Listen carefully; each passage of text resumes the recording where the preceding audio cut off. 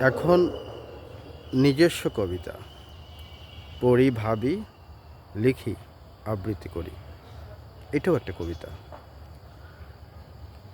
তাই কবিতার শুরুতে আমার যে কবিতা,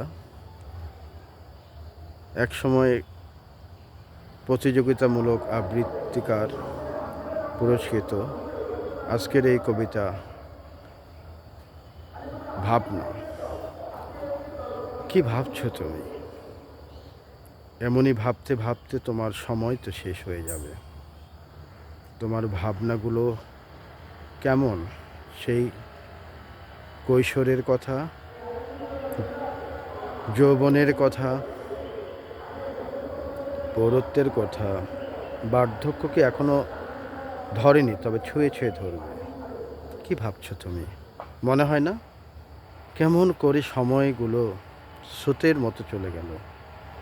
সময়ের সাথে সাথে কত জীবনের, প্রিয়জনের, অপ্রিয়জনের কথা, কত নফসের যুদ্ধের কথা, কত সত্য সাধক হয়ে অন্যায়ের পক্ষে কিছু করতে পেরেছো কি? যদি পারো তাহলে তোমার কিসের ভয়? তোমার জীবন যতদিন থাকবে তুমি আনন্দের জোয়ারে ততদিন ভাসবে। তুমি কি পরোপকারী হতে পেরেছো? যদি হতে পেরেছো তাহলে তোমার কোনো ভয় নাই। পরোপকার করলে তোমার আয়ু আল্লাহ বাড়িয়ে দেবে, তবে পরোপকার করে কখনো খটা দেবে না। এমনও তো মানুষ আছে পরোপকার করেছে, নিজে জমি করতে পারতো, বৃত্ত করতে পারতো, বাড়ি করতে পারতো, করেনি। কিন্তু এগুলো কেউ জানে না, জানে শুধু তাকে যে ধরনীতে পাঠিয়েছে। ধন্য তোমার জীবন, ধন্য হবে তোমার মরণ, যদি তুমি এইসব কাজ করতে পারো।